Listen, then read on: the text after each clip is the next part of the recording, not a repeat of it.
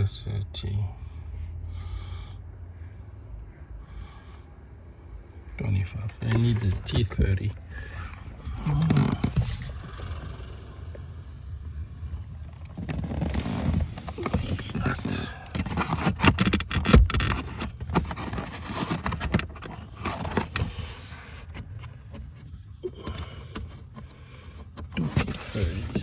I think T25 to remove it. 2 T30s. I don't see anything else. Maybe this.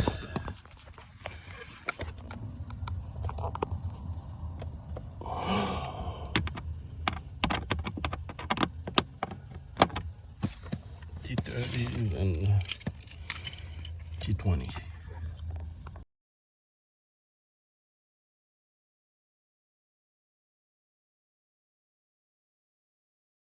All right.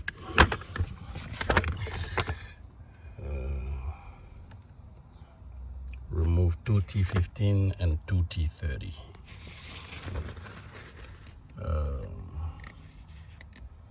15s, 2 T15s,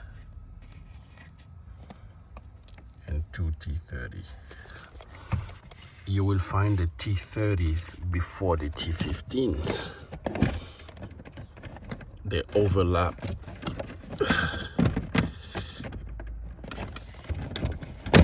This is what the E30 was holding on to.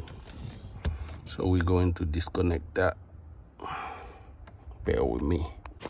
After you remove those two screws, there's another long screw on the side. I showed you earlier. It was holding on to this. It's a longer screw and it's a T15. From that point on, all you do is you put your hand on top of the airbag panel, you pull it down, and it opens just like that. Now we are going to look for the CAS4. In our case, it's a CAS4 Plus. Looking for the CAS4 Plus. I hope I did not get too fast at it. Maybe in this vehicle is somewhere else. It is usually located here in this area. Well, in BMW CAS3s. Let me find out. So again, the T30s hold on to this, and the T15 from the panel, from this panel, overlap with this. So once you remove 2 T30, 1 T30, 1 T15, same on the other side, there is only a connector here that you need to remove. This is the airbag connector that is here. So the way you disconnect this connector is I use this tool and I pry it here, pull it just a little bit, and then it's unlocked. From that point on, all you have to do is pull the tool here and pull it again a little bit, and it will come out. And so the airbag is free. So we're going to put the airbag aside.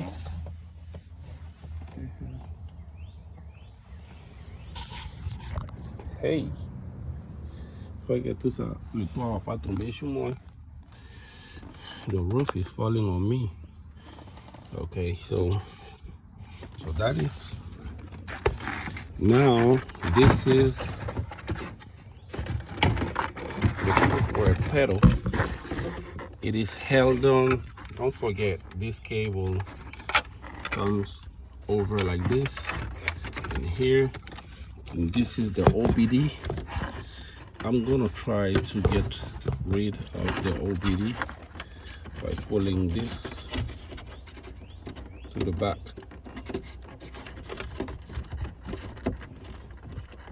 I've done this on Mercedes before. And in my hands, I use the same tool. Pushed away, and then it will unlock. And all you have to do is put your finger at the bottom underneath and push it. And this is the OBD. Now there is something else that is holding, but I may be able to work with this space and locate the CAS to remove it. Right now, I don't even know where it's at. It might be this. I need some lights. I think this is the CAS4 right there in front of me. This must be the CAS4. It seems like it is in another, it is protected by another cover, but I'm almost positive that this is the CAS4. Let me try to remove that. Okay, so like I was saying, I think this is the CAS4. This is a V8. Everything is always more complicated. Remove 3 connectors. One is a straight push and pull. The other one, you just gotta know how to, you push on this tab. Hold on. You push on this tab and you remove the lever at the same time. The third one is the same thing. It just got a bigger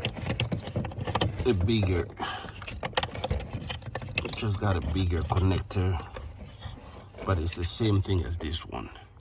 So you remove that. Now this is free. I see a T30 here, and there should be another T30 on top. That is a pain to get to. I want to try removing this T30 first. I think the CAS is under this cover. So upon removing this, I found out it wasn't just a cover, it's actually a module. This is the gateway. So that's not it. So I'm gonna put this back. 1 screw and 3 connectors. And I just found the CAS4. This is the CAS4. This is the CAS4 right here. Those connectors are on the CAS4. This is the CAS4. CAS4 is white. This is the CAS4 on this V8. So that was really tricky because I was looking on this side because it seems to be around here in most BMW CAS3 or CAS4, but again on the V8 they always do something different. So I'm gonna put this back, connect everything, and then get to the CAS4. So to have more space, you're gonna have to remove this. These are the only 2 connectors that are holding on to this panel. This, again, I still use the same tool. You push on this tab on top, you push on this, and then you pull. Help yourself with the prying tool. Same thing here. This is where you push and then you pull. It comes out easy. Now this is free to come out.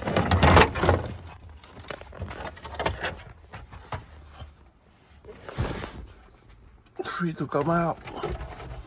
I'm gonna have more access now to put this back and then get to the CAS. So maybe I'm just gonna go ahead and remove this CAS in front of you guys. 3 connectors that I see. Push, pull the lever, and then it comes out just like that. BMW have a lot of this connector. Same principle. You push on the spring and then pull on the lever.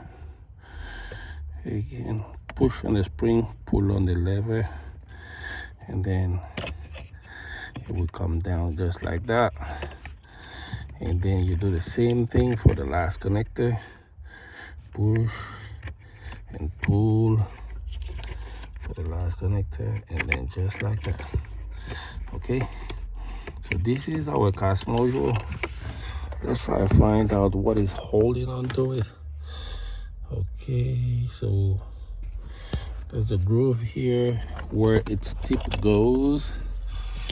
Okay, we don't care about that. We care about the other side. The other side is held on. These are just the connector. Should be a screw somewhere.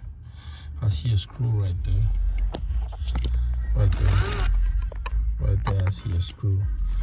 So now we need to find out what type of screw. Maybe it talks again.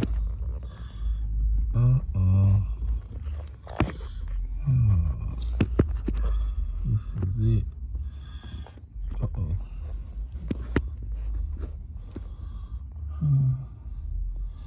Camera is gonna look, and then I'm gonna watch the video to find out what it is. Well, I think maybe T40 or something.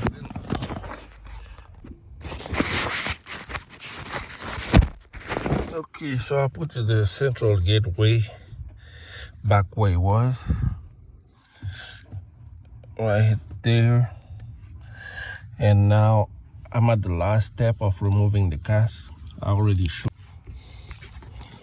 So I already showed you how to remove the connectors.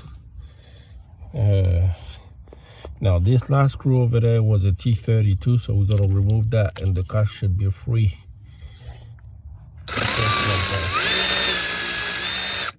Okay. I saw the CAS moving. I'm gonna grab that screw first.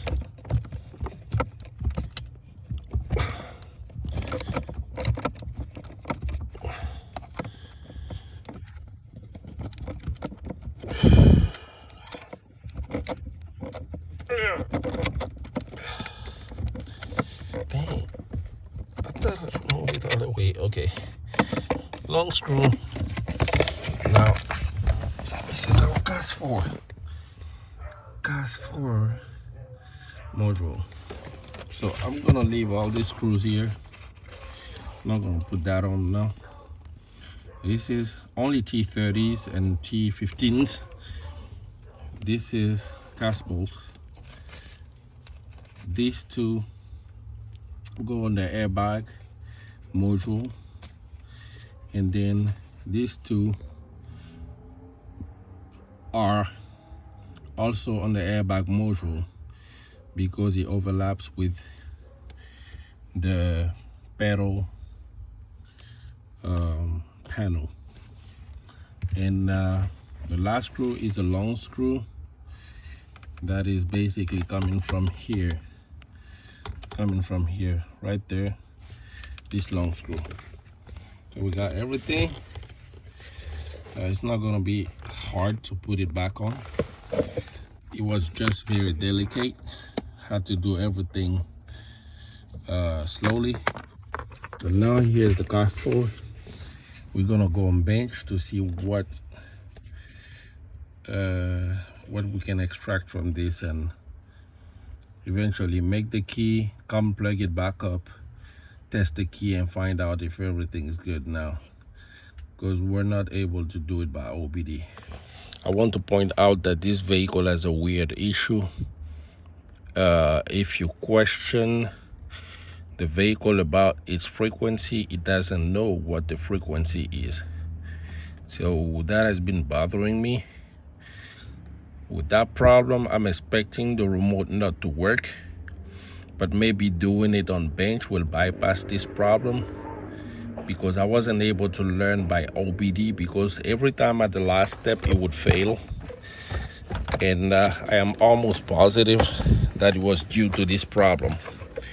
Vehicle frequency unknown. Because my understanding is the key has a frequency, and the key frequency must match the vehicle frequency. However, if the vehicle frequency is not known, how are you going to match anything? You're matching the 315 in the key to what in the car? Anyway, that's my thought process. But now we're done with the CAS. I'm gonna take that, go do some other things, then go on bench at my home office and see what's gonna happen.